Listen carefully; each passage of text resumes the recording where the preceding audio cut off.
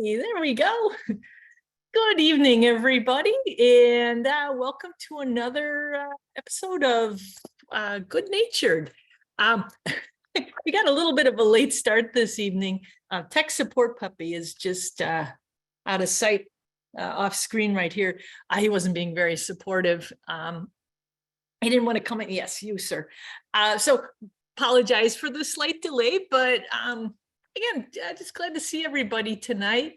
Got a couple things I wanted to show you before we get into our talk about signs of spring. Oh, here we go.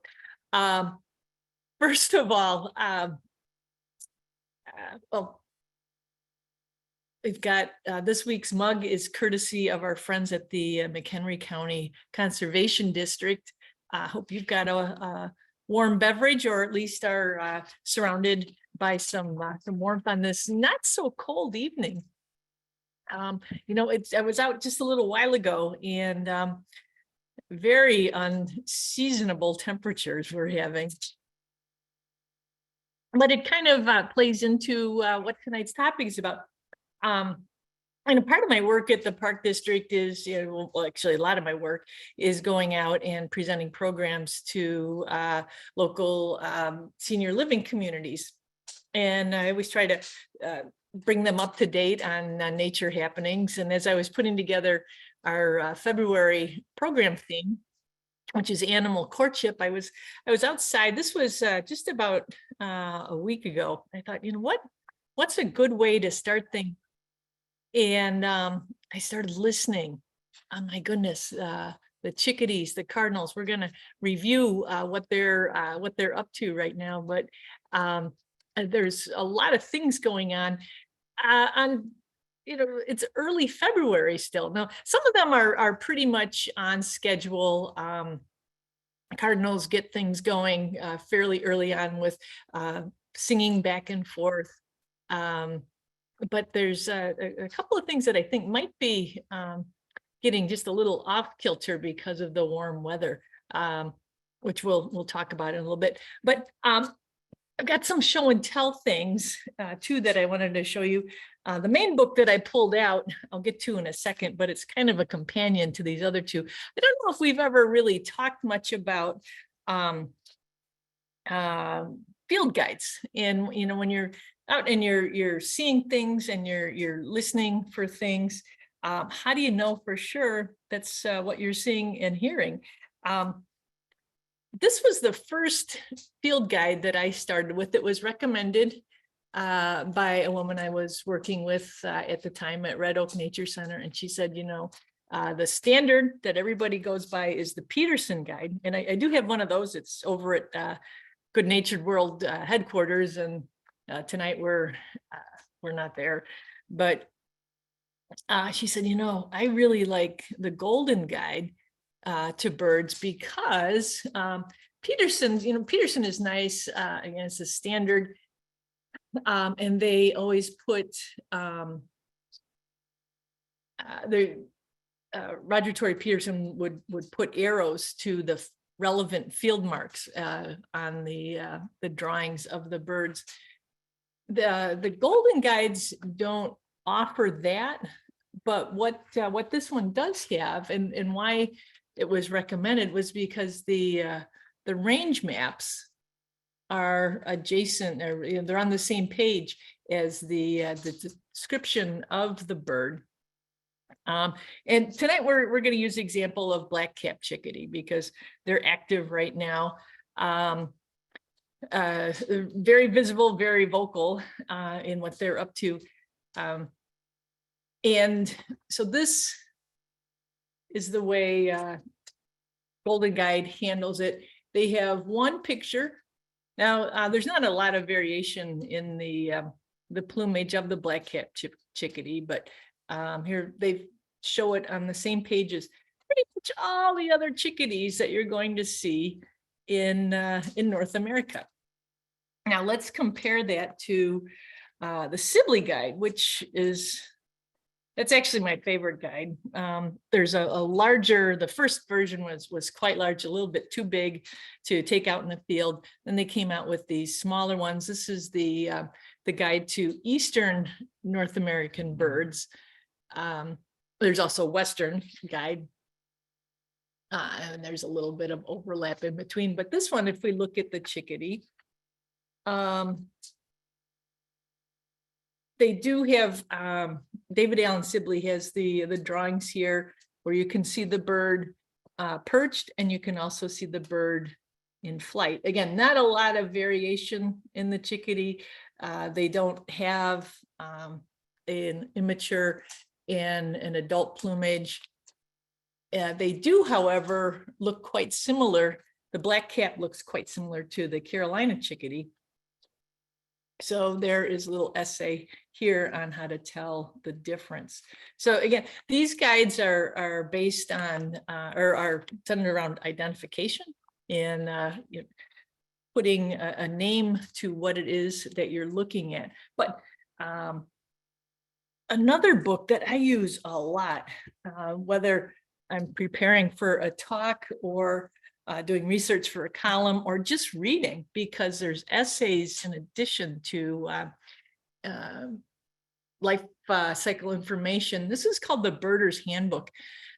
I don't think it's in print anymore. I was at a used bookstore a while back and they had like 7 copies on the shelf and they were $1 each. I think I bought 4 of them. Some of them were like kind of wet and gross, or had been a little mistreated, and this is a sizable book. It's probably not something you'd want to take out in the field with you, but boy, if you want to know what these birds are up to beyond what they look like, this is a great volume to have. We're gonna look up here, black-capped chickadee, and what do we see? Not too much in the way of photographs. Now, this is a book. It's a field guide to the natural history of North American birds. It's the essential companion to your identification guide. So again, it's not really something where, if you're out in the field, you can flip through this and try and decide if you're looking at a Carolina or a black-capped chickadee. But boy, if you want to know where they nest and how they nest, how many eggs they produce, how long they're incubated, who takes care of the nestlings, what their diet consists of. This is the book. This is the book that gives you the information about the life habits of the birds. So looking at this, and they use a lot of symbols too, which at the front of the book, there's a key to all of those, so you can know what it is that you're looking at. So it takes a little bit of study to get used to using it, but boy, it's handy. Like for our chickadee here, it says that they breed in deciduous or mixed deciduous and coniferous woodlands, riparian woodlands, thickets, and parks. 1 with a question mark brood per year. Their courtship displays are simple pursuit of female by the male, so not anything terribly elaborate there. And then they either excavate their own cavity or they enlarge an existing one. They line it with plant down, moss, feathers, hair, and insect cocoons.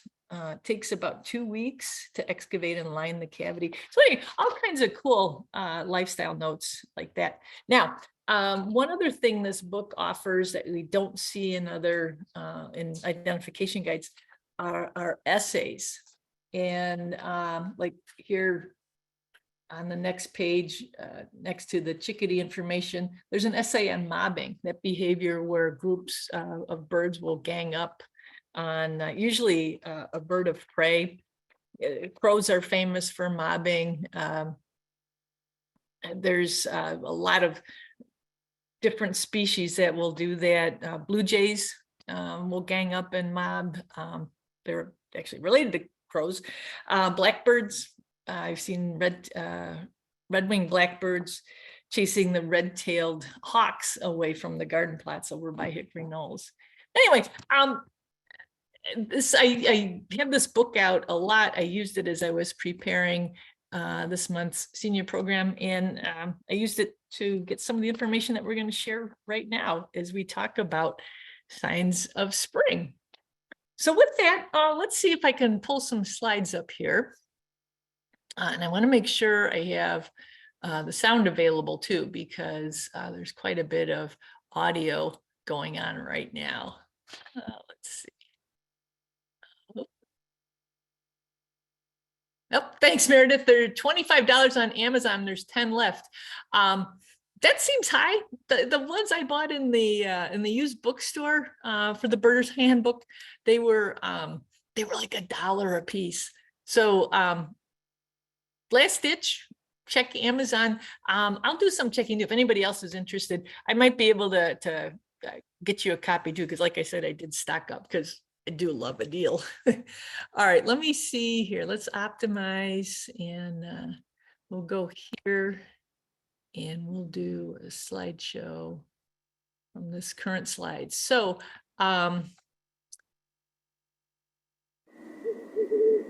you know, it wasn't too long ago that we were hearing the calls of the great horned owl. If we just listen to this for a second here, 2 seconds.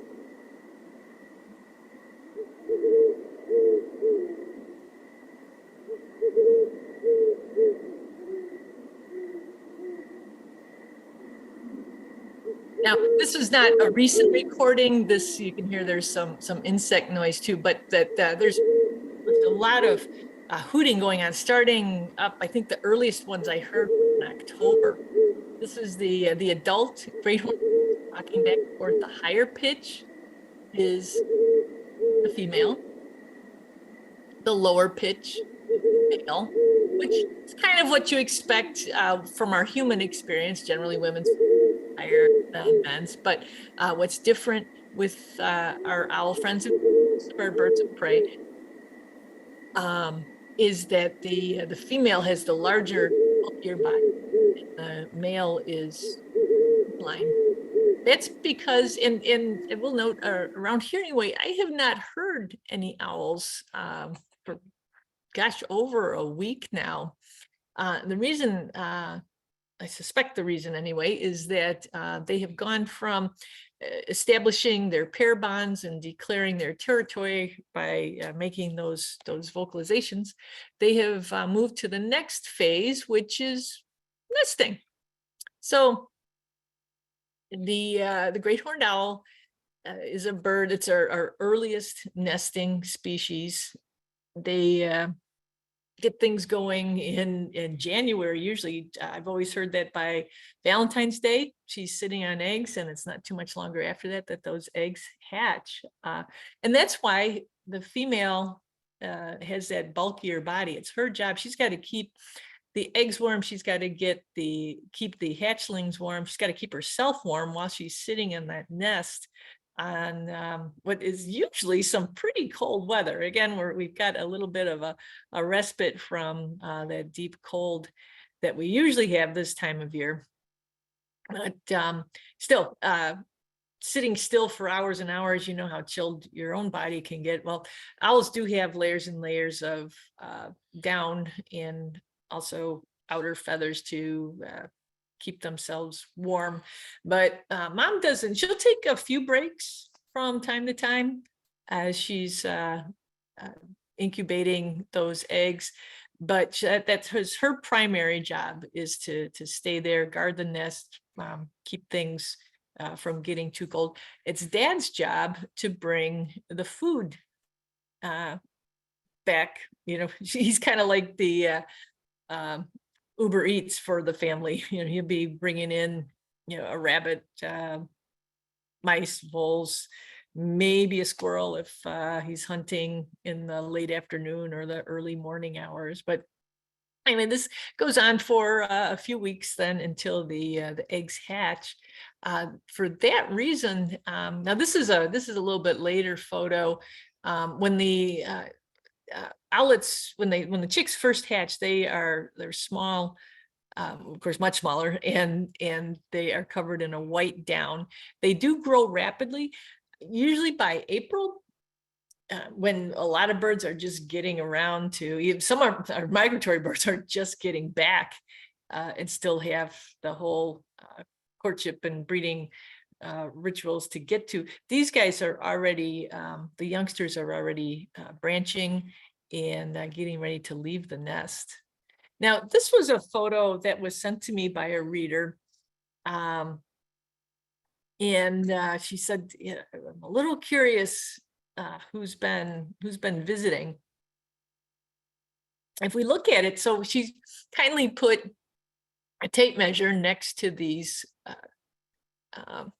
footprints, and what we see, it's really obvious up here at the this top footprint, and you can kind of see it here too. This is a bird that's got two forward facing toes. It's got a rear facing toe, and then it's got this one off to the side that can actually kind of swing around. That is something, an adaptation for hunting that our great horned owls have. And the reason this woman was she had some suspicions of what it was that had visited, but the location too was what really had her concerned, because they were outside of her chicken coop. The coop was covered, so all the chickens were okay, but she just wanted to kind of make sure that her suspicions were confirmed. Now, the snow did melt quite a bit today, so this may not be relevant, at least in the next, the immediate future. I'm not convinced that our winter is over. Hopefully we will get more snow in the future, but this is normally the time of year when we see what we call the snow angels. So here was an owl that came in. We can see the imprints up here of the feather tufts on top of the head. Remember, the ears are on the side of the head, but on top of the head, the so-called horns are feather tufts. They're kind of like the owl's eyebrows. They use them a lot for communicating moods, attitudes, things like that. Anyway, owl came down, and you can see here. So we've got some rodent activity across the top left here. We've got some tracks. We can see that it was a mouse because there's nail drag, and then there's tail drag here too. We don't usually see tail drag marks with our voles because their tails are shorter. So I'm guessing this was a woodland mouse that the tracks stop right here. So the owl, maybe it was Papa. It's a good assumption that it would be the male owl that was out hunting while the female's on the nest. But we get a little snow again, keep this in mind, because it's always a thrill when you can find evidence of their hunting like that. Now, as I said, we're talking about signs of spring, sounds of spring. I heard this the other day.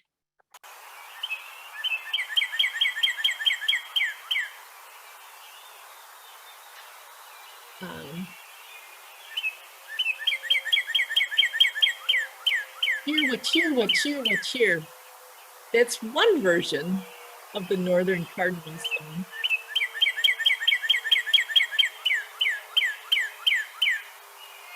And let's give this a listen too. This is birdie, birdie, birdie, birdie, birdie, birdie, birdie. So birds will kind of mix it up a little bit. There's not a huge amount of variation with our cardinals, but what cheer, and birdie, birdie, birdie are two variations on this territory song. So the birds, they're singing, and this is a species that is a little bit unique. It's not a hard and fast rule that it's the male that does the singing and the declaration and delineating of the territory, but it is often the case where it's just the male. But with the cardinals, it's actually both that will sing. There was a pair I was listening to just a block or so from the house when I was out for a walk, and I heard it and was able to follow the direction of the sound, and it was the female who was singing, and then the male, she was in a tree near a house, and then the male was in a larger tree out on the parkway, and they were singing back and forth. So both males and females will sing in this species.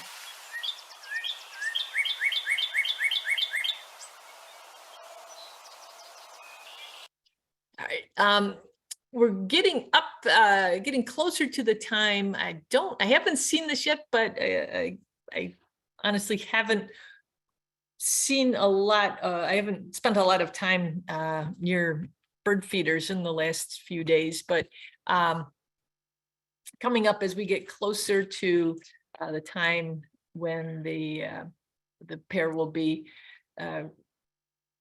starting to, mating and laying eggs and all that, the male will be proving his fitness as a partner by feeding the female, bringing her little treats, and he does that. This is a pair that tends to mate for life. They are monogamous, although I always say animals that are monogamous are monogamous the same way people are, where it's the rule, but it's not hard and fast. Things happen. Sometimes the mate dies. There's also animal divorces, which I suppose we could do a whole other good-natured hour on. But anyway, so he's bringing food to the female so that she knows that, sorry about that, that he will make a good partner. Now, when it comes time for nest building, it's up to her to pick a site that she feels is suitable. And she also does the bulk of the nest building. He might bring a twig or two, but it's mostly the female who builds the nest. She also then does the incubation, but once the eggs hatch, then Papa comes back into play. He does bring a fair amount of food to the offspring, and as well as the female, who's also charged with guarding the nest. So it's all in all, it's a pretty good team effort. He continues to take care of the young once they are in the fledgling stage. When they're leaving the nest, he and she will both watch over them. Now, the nestling and then the fledgling cardinals, their first year plumage looks very similar to the females. There's quite a bit of brown, but there's two ways you can tell that you're looking at an immature bird versus an adult female. One is the behavior. Juveniles tend to be a little more timid in their actions. There's a begging posture that they adopt frequently, where they're kind of hunched and they've got their mouth open. The big clue is the color of the bill. You can see here with our mature birds that both the male and the female have a bright red beak. With the immature birds, though, the bill is dark in color. So if you can get a look at the color of those mandibles, you know whether you're looking at a young bird or the adult female. Or I hit the key too hard, so you kind of know what was coming up next.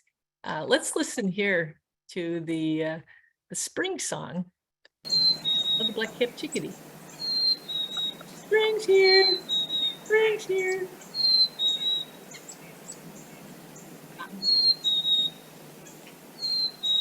Not elaborate. It's two notes. generally. There might be a little regional variation in that, but this is pretty much what we hear around here. You know, I have to say, this goes back a ways. Back when I was in junior high, I remember walking to school on a late winter day, and I heard this song. And hold on, let me wet my whistle here. I heard spring's here, spring's here. Didn't know to add those words to it yet. I was baffled and I could not place that sound. I remember, you know, looking, trying to find the bird, and of course chickadees aren't very large. So it took me, I'll be honest, it took me years to figure out what the sound was. But I always think of that at this time of the year. And I've heard chickadees singing their spring calls, spring songs this week. So this is a bird. Look at the, you know, again, they're not a large bird. They don't have a large bill, yet they are cavity nesters. This was an image sent to me by a reader who found out the hard way that chickadees, well, actually what they found out the hard way was that they had a rotten spot on the column in front of their house, but they learned it through the excavations of a pair of chickadees. So both the male and the female will work on excavating the nest, but it's then usually the female who does the customization. A female chickadee will gather, let's see, did I put that slide in here? Yeah. She'll gather bits of moss that kind of forms the foundation, and then the soft cup that she creates will be lined with plant down and animal fur. Rabbit fur is a popular choice in our area. We do see chickadees using nest boxes too, which is not really all that surprising. I know someone, this was, gosh, was this just last year? I was walking over at Tekawitha Woods, the forest preserve north of town here, and there was what looked like a bluebird style nest box, but it was in the woods, which is not bluebird style habitat. And when I peeked inside to see if anybody was using the nest box, I saw lots of moss and plant down lining the nest. I'm pretty sure it had been used by black-capped chickadees. So the female will build the nest. She can produce a lot of eggs, up to 13, although they usually don't, if there's that many, they don't usually all hatch. But then the male will assist with the rearing of the young. They use a lot, they go through a lot of caterpillars. That's the #1 food for nestling chickadees. When we talk about planting native plants in our yard, in attracting native insects, it's so that can carry on up the food chain to birds like our little chickadee friends. Now, since we're talking about excavators, can't move on without talking about our woodpeckers. Now, this was a video I made last year. I think it was the first week of March, but I actually heard drumming. Let's see if we can turn that up anymore. And then a little bit, we'll listen to it one more time. I actually heard drumming when I was out with the dogs yesterday. So, well, a lot of birds will vocalize to declare their territories. Woodpeckers, they drum. And if you're really, really good, and I'll be the first to admit I am not, but there are those birders who can listen and identify the species of woodpecker by the rapidity, I guess you'd say, by the frequency of the drumming. Not how often it drums, but how fast it drums. In our area here, we have a lot of woodpeckers, but we kind of have the usual suspects, and then we have the more unusual candidates. Here in town, St. Charles, I would say it's a toss-up between the birds in the top left, which are the downy woodpeckers. We've got the male here and the female. And then in the lower right here, the male and female red-bellied woodpeckers. They are pretty common throughout our neighborhoods here. You know, the downy, I would say, is probably our most common woodpecker throughout the area. Its small size allows it to forage on herbaceous plants as well as on trees. So it can be at home in a wider range of habitats. The birds right next to the downy woodpeckers here, we've got something that looks almost identical. Oops, let me see if I can get this bar out of the way. Yeah, that helps. So here we've got the hairy woodpeckers. We've got male and female. Males have the little splash of red at the back of the head. Female is just black and white. Look at the size of the bill in relation to the size of the head. Much smaller in the case of the downies. Smaller body too, but you know, size is so hard to gauge. Now the hairy woodpecker is less common in the area, and again, it's a bird. It's larger size. It's due to that larger size, it has to confine its foraging to trees. So it's going to be primarily a woodland bird. The bird next to, if we go to the right, we're looking at a northern flicker. And what we have here in the eastern United States is the yellow-shafted northern flicker.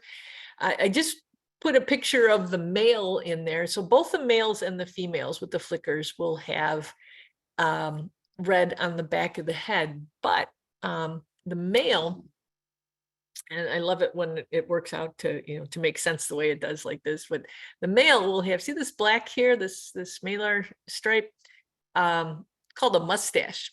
So males have mustaches, and the females, that color there is absent, that black is absent. So have not I caught a glimpse of a flicker. You know, they migrate sort of in the winter, but I did see one. Oh gosh, when was that? It was within the last couple of weeks. When the flicker flies away, you see a white. They've got a white patch on the top of the area that's called the rump.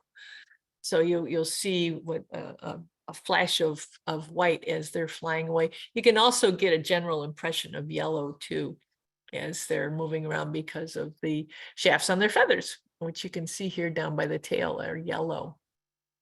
Sometimes people will get flickers and yellow, red-bellied woodpeckers confused. They're about the same size bird. And there's the buffy color that you can see here on the breasts of the red bellies. And yes, they do have a little bit of red on the belly. It's really hard to see. It's not even a really deep red. It's really more of an orange color. But the name red-headed woodpecker, as we'll see in the next slide, was already taken and aptly applied to a different species. So These guys are the red bellies, but the flicker has a spotted breast, and the red belly has a clear breast. But the red belly, at least throughout most of the neighborhoods here in town in St. Charles, the red belly is much more common than the northern flicker. And then down here in the lower left, these are dad and mom yellow-bellied sapsucker. Yes, it's a real bird. I can't help but think of the honeymooners. My dad was a huge honeymooners fan, and there was an episode where Ralph Cramden and Ed Norton are sitting on a bench in Central Park, and Norton's into bird watching, and he's got his book out, and he goes, "That there's a yellow-bellied sapsucker." And he said, "Well, what?" Ralph said, "Well, what's it doing here in Central Park?" And he goes, "Well, it's sucking sap." Well, it's kind of what they do. These guys, they are not known to breed in this area, but they do migrate through. And as they're doing that, they are tapping trees. They will, if you ever see on a tree, if you see a line of holes that are almost in a perfectly straight line, and sometimes there's several rows of straight lines of shallow holes in the bark, that's the work of the yellow-bellied sapsucker. They'll tap those holes, the sap will drip out. They may, as Norton would say, suck some sap, but they also will visit those holes to feed on the insects, the small gnats and flies and ants that are drawn to that dripping sap. So these are things. I haven't seen any sapsuckers yet, but I would say in the next few weeks, keep your eyes open for them. You'll note the male is a little bit more yellow on his belly, and he's got red on the throat, whereas the female, she does have red, but not quite as much as the male does. Now, two more. Let's see if I can get this. Where are we advancing here? There we go. So a couple more, and certainly less common, although the bird on the left, the red-headed woodpecker, their numbers seem to be struggling a little bit, whereas the birds on the right, frankly, if we were doing this program, say 10 years ago, I probably wouldn't even included these big birds. Some people say pileated, I say pileated, because when I learned about this bird down south, and that's how they pronounce the name, but also I like pies more than I like pills. So pileated woodpecker is a crow-sized woodpecker that we are seeing. We don't always get to see the bird, but we're certainly seeing signs of this bird. Boy, I've seen it at Norris Woods and at Teckwitha Woods. So they're, and actually along Fearston Creek too, over not too far from Leroy Oaks. So they, again, not super common, at least not yet, but certainly being seen more often than they were 10, 15, 20 years ago. Now, the red-headed woodpecker there on the left, they're a bird that likes to nest in snags or on dead limbs or dead trees. And around here, a lot of times when there's dead wood, it gets cut down. It's deemed unsafe, it's deemed unsightly, and so away it goes. But that's what the red-headed woodpecker, they like deadwood, and they like savannas, which is another. A savanna is a type of woodland, but it's it's trees that are widely spaced. You can picture trees where the branches aren't anywhere near touching. They're spaced far apart. Lots of sunlight comes down. In fact, there's even a community of plants underneath that includes a lot of prairie plants. That's how much light pierces or is seen underneath the trees in the savanna.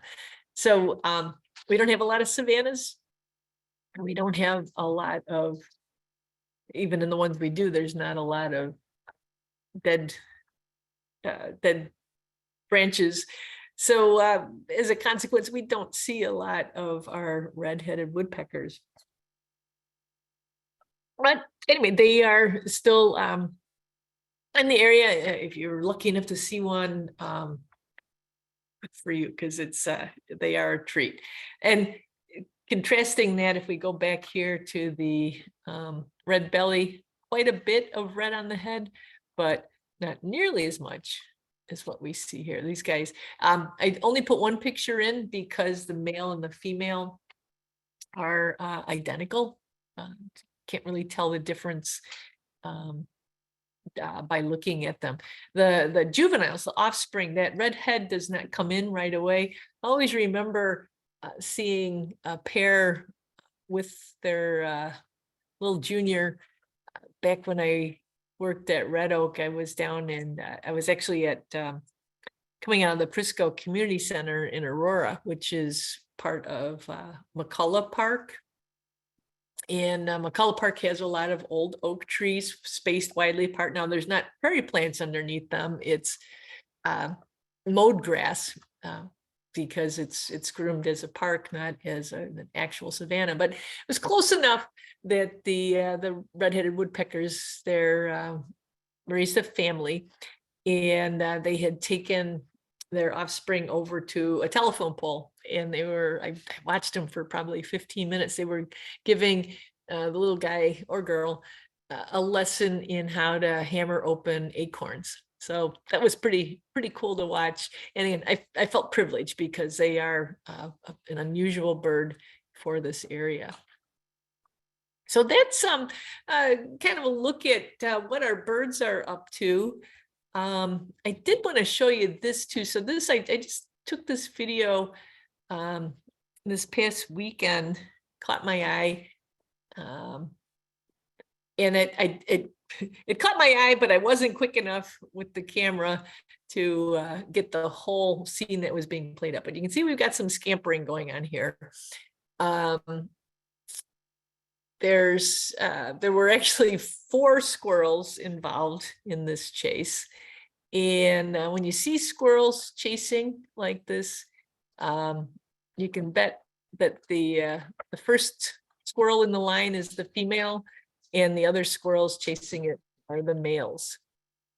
We are getting into squirrel mating season. In fact, February, it's the month of love for us humans. It is pretty much all of the common suburban mammals will be going through their courtship and mating phases too. Squirrels, opossums, skunks, raccoons, coyotes, foxes. In fact, I was walking the other day with the nature nerds, our weekly Friday walks, and boy, I caught a really, we all smelled it actually, the really pungent aroma of fox urine. If you happen to be out for a walk and you catch what you at first might think of as skunk scent, but then you sniff again, it's not quite as strong as skunk. To me, it seems a little bit sweeter than a skunk aroma, but that would be the work of the red foxes. They are busily marking their territory right now too. Not so much with sounds. If you happen to hear some howls, you're probably hearing coyotes, because they're also renewing their pair bonds. In the general vicinity around here, again, my house is in a pretty typical suburban neighborhood. This is more fox breeding territory. The more open spaces are where we see our coyotes. In fact, when I was out at Hickory Knolls last weekend, I was out there in the evening, and I could hear in the distance coyotes that were howling back and forth. So that there's lots and lots of activity going on. Since we're talking about foxes, let me switch over. I did have a couple other slides I wanted to show you too. Looks like we got some chats to get to. So let's see. I'm gonna stop this share. And is that piloted working on a utility pole? And I'm not sure. That was actually an image grab. Let's see. That sure looks like it, doesn't it? Let's see if I can share this again here. I have been joined by the number one dog, and he's making it kind of difficult for me to, there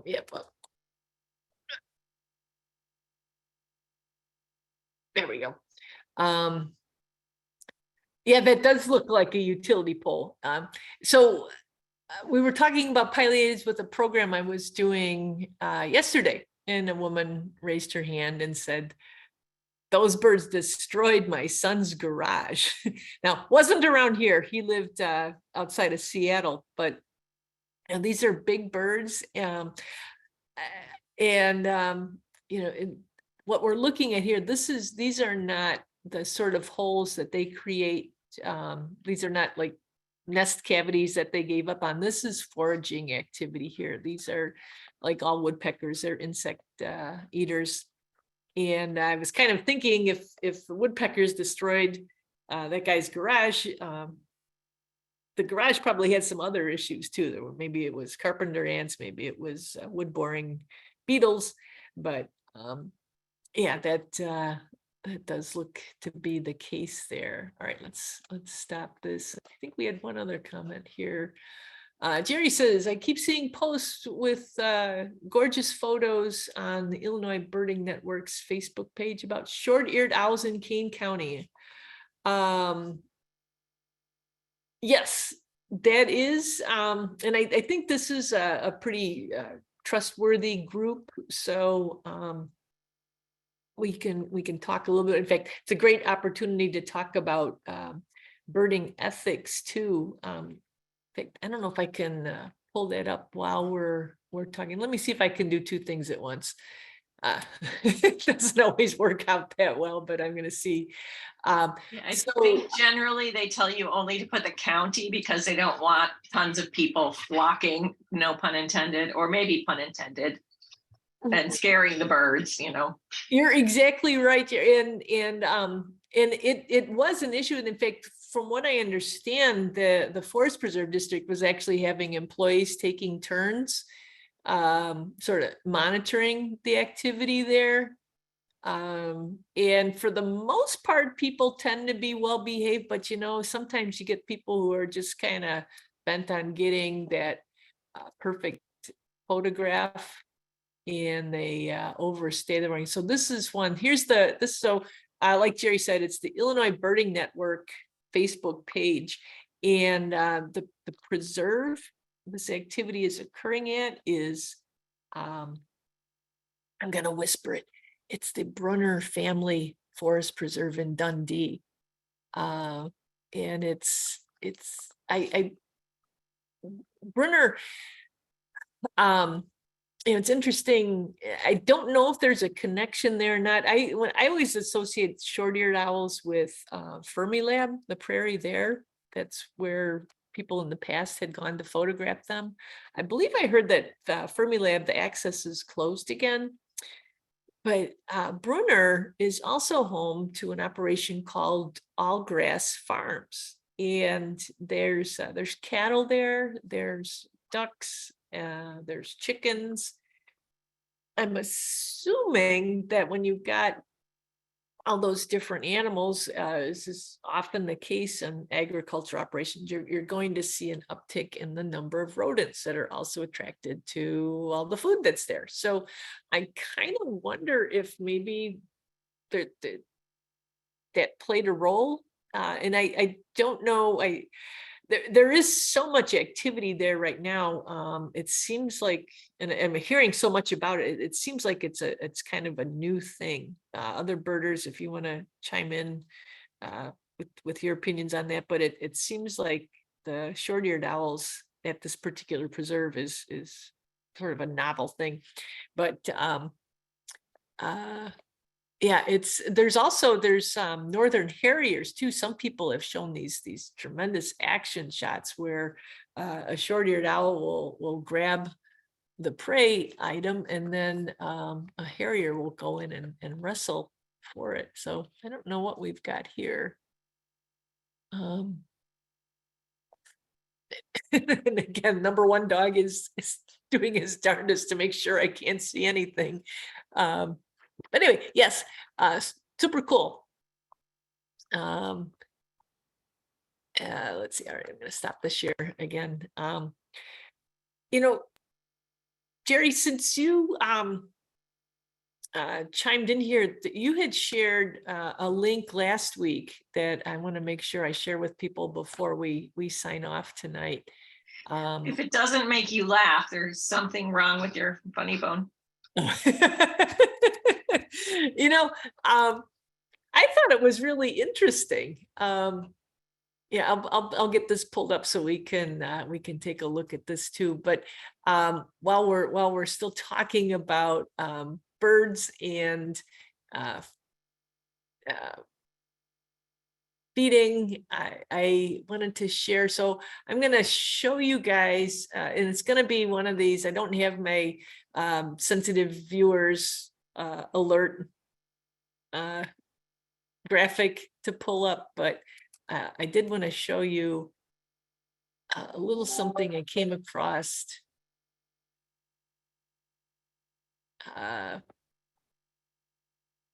Move this window away from the shared. Okay. So I was walking through Pottawatomie Park over the weekend, and I came upon a sort of grisly scene here.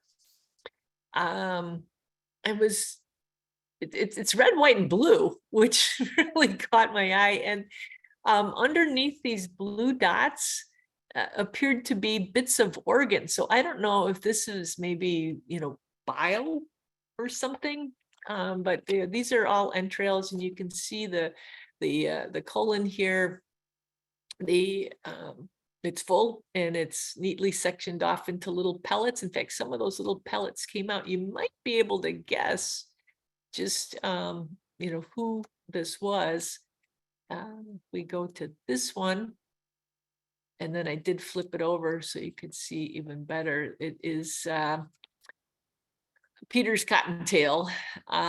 This was a rabbit. All right, I will take this off because it is kind of gross. But the other, I was kind of going back and forth. Was this an owl? Was this a hawk? Was this a fox? I didn't really. There were so many human. I wasn't the first one to find this, so there were a lot of human footprints around there too. So I couldn't really see if there had been wing marks or paw prints or anything. But there was a very strong odor of that fox scent. So whether the fox actually tore that rabbit apart or if it just came upon it later, I don't know. But there was certainly some activity and some scent marking going on that scene there at Pottawatomie Park. All right, gosh, we're almost out of time, but I did want to pull up. So Jerry, this was something that you came upon this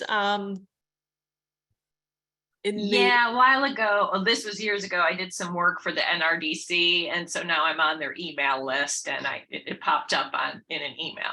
Gotcha. Well, I thought it was good information to have. And clever marketing tagline. So here, I'll move the can we see that? Yeah, it's the NRDC's the tissue scorecard, and it looks at how sustainable different brands of toilet paper are. what they're how they're sourced. Is it virgin trees that are being cut down? I thought it was really interesting. And if any of you are looking to take your sustainability all the way through your personal food chain, this might be something of interest to you. Let me know. I'd be glad to share the link with you. But Trader Joe's bath tissue was highly rated. Some of these other ones, I honestly wasn't that familiar with. Pacific Blue, Thrive Market, Twishy, but look at all these F's and the big names that are associated with them: Charmin, and Cottonelle, Angel Soft, Northern, Scott, even the Kirkland, the Costco brand. So I thought it was interesting, and, and yeah. Good to know that people are looking out for all aspects of our consumer choices. Thanks for sharing that, Jerry. Yeah, I had just literally bought a big, huge multi-pack of Charmin. I get home, look at my email, and there it was. I was like, no. And Charmin, it's virgin boreal forests where they get their fiber from. I was like, oh, that's awful. Like, so bad. So that will be the last big pack of Charmin I buy.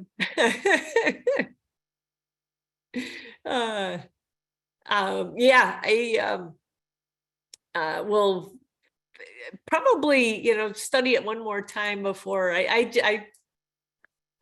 think the brand I have right now is it was something, there was a huge stock of it at Woodman's like a year ago. And you can't buy anything small. You go to Woodman's, you go in, you go big. And I don't remember, it was some off brand. Now I'll have to see if I still have any of the wrappers so I can see how badly I did. I know it was a heck of a deal. That probably means it would rates an F too. Dice says the rabbit was eating buckthorn berries. Well, that could be.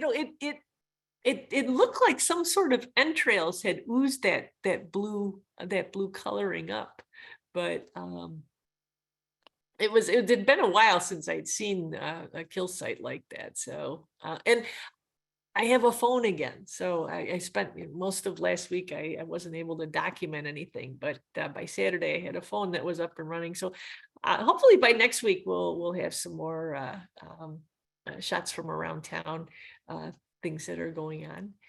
It is 9 o'clock, which means our good-natured hour is about to draw to a close. Everybody, I appreciate you tuning in tonight, and hope you're looking forward to a nice rest of your week. I'm going to finish my now not so warm beverage and ease into the rest of my Tuesday evening. Thanks so much, everybody, for tuning in. I'll see you again next week. Take care. Thank you, Pam. Thanks, Pam. Good Thanks night. so much, Pam. Cheers. Thanks, Pam. Bye. Thanks, Pam.